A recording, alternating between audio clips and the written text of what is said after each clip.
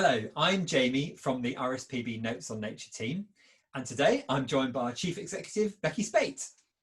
Hi, Jamie. Hello, and over the next few minutes, we will be talking about our new campaign, Revive Our World.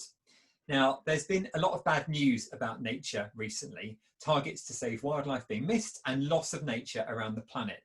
But there is good news too, there is hope, because we can all play a part in turning the situation around, and it's not too late to do something about this. Let's look at the bad news first. Conservation targets that have been missed globally, but also the UK has missed its own promises. Becky, can you tell us a little bit about those missed targets? Yes, well, the big recent news has been that the UN has produced a report indicating that globally we've missed the targets we set a decade ago to try and restore nature. So globally the picture is bleak, and we know that about 2/3 of species are in decline globally, and we've got 1 million species at risk of extinction. And then domestically, the RSPB produced a report called The Lost Decade, which looked at whether the UK was hitting its targets. So we've missed targets around things like protected areas for nature, around species recovery. And so it's really not a good picture. And in the UK, from the State of Nature report that we produced last year working with partners, we know that we've got about 41% of species in decline, and we've got about 15% of our species at risk of extinction. And this is talking about really wonderful, much loved species like the house sparrow, like swifts, like hedgehogs. You know, the picture is bleak. And of course, this very week, the government has promised that it's going to protect 30% of UK land by 2030 to help aid nature's recovery. But we know that at present, only around 5% of that land that is protected is well managed for nature. Protection means absolutely nothing without good management, does it? No, it's absolutely about quantity and quality. So it's about how much land have we designated as being protected for nature, but then are we managing it and are we monitoring its management so that we know it is working? And that's where we get to the 5%, because really when we look across at what's going on in terms of monitoring of condition of these places, and when we look at the amount of money and funding that's available to do the management that we need, we see big reductions over the last decade, and they're literally not being monitored in some cases, and in many cases they're very much not in a favourable condition. So actually there's there's an even bigger gap than we once thought.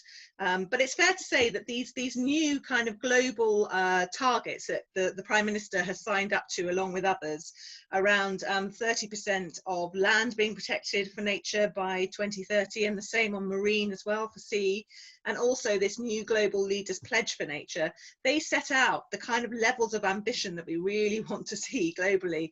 But the big issue is, are we going to put in place the actions that mean we really deliver on those ambitions? And one thing we ought to highlight, I suppose, is the fact that that decline, that loss of wildlife and that loss of abundance of wildlife has a massive impact on so many things, doesn't it? Including our own health, our ability to grow food. What are the impacts and implications for us?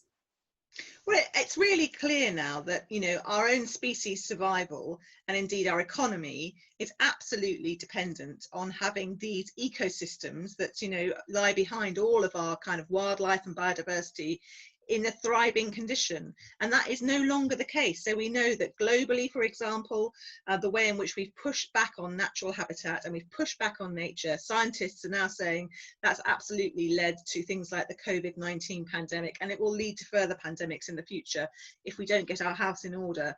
And that's why the UK being really aware of its global footprint in terms of what we consume is really important. But then also when we look at things like the impact on our own water systems, for example. So we know from climate change there's an increased flood risk, and we know, for example, that our water quality is not great, and is, you know, we've seen a whole lot of reports just recently on water quality, and we also know that the air we breathe, the cleanness of the air we breathe, is, you know, also really important for us. So an economist once said to me that, you know, when we invest in the environment, we expand the operating environment for our own economy. So it's not just our economy, but it's our own health and well-being. If we want to see a healthy world where people are able to cope with things like, you know, the latest pandemic, and if we want to see a world where our economy is resilient for the kind of shocks that climate change is going to bring, then we have to make sure that our ecosystems are in the best possible order for our own survival. And as you say, the pandemic has forced us to pause and refocus. And now we've got this opportunity to change, to make things better than they were. So let's talk a bit about what we need to do now and the RSPB's Revive Our World campaign. What's it all about and how can people help? With the Revive Our World campaign, it's about making sure that we hold politicians accountable for the kind of shift we need to see. So there are things that we can all do in our own lives to really improve the state of nature, from what we consume to what we eat to, you know, the way in which we kind of care for our gardens if we're lucky enough to have one. But there are absolutely fundamental things that need to be in place for us to deliver the kind of ambitions that have been laid out globally.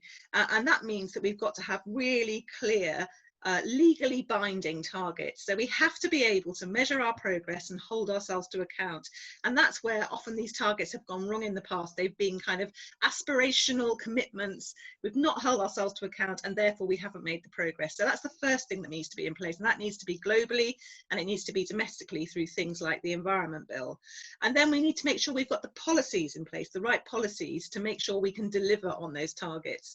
So that's things like the way in which we farming policies and policies around the way in which we fish, the kind of planning reforms that are now starting to come through. All of that needs to be in place, so we've got a really rock solid foundation of policy that is driving us in the right direction. And then finally, we need to absolutely look at funding and the funding we need. So we know, for example, that there is £2.9 billion a year currently coming onto the farming subsidy system. As we exit the EU, we can look at how we use that money. And so things like the new environmental land management scheme are going to be really important in terms of saying we're going to pay public money, absolutely, but for public goods. So we really want to support those farmers who are producing the food we need, but also stewarding the countryside and the environment at the same time. So the way in which we apply our funding and the way in which we bring more funding to the table for nature is also important. So it's about frameworks, it's about traction, it's about the policy to move us in the right direction, and it's about the money to make it happen as well. And to make that happen, we are enlisting the support of many of our members and supporters and wonderful followers on social media who are taking part in the Revive Our World campaign.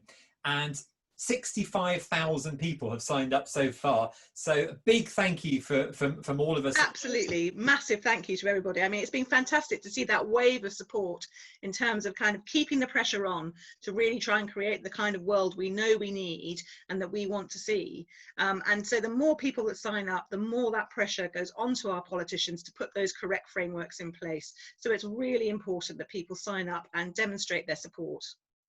Exactly. And also, this isn't just an ordinary position. This is a movement. So you're not just signing one thing. We're going to stay in touch with everybody that signs up. So you're being part of a big movement to help revive our world. As I said, 65,000 people have signed up so far. Please do come and join us. Come and join the campaign. And thank you all very much for watching. And thank you, Becky. Now, if you want to find out a little bit more about the campaign, head over to our website, rspb.org.uk/reviveourworld, or go on social media, and you'll see behind me here, there is a hashtag that you can use to catch up with what's going on. Thank you very much.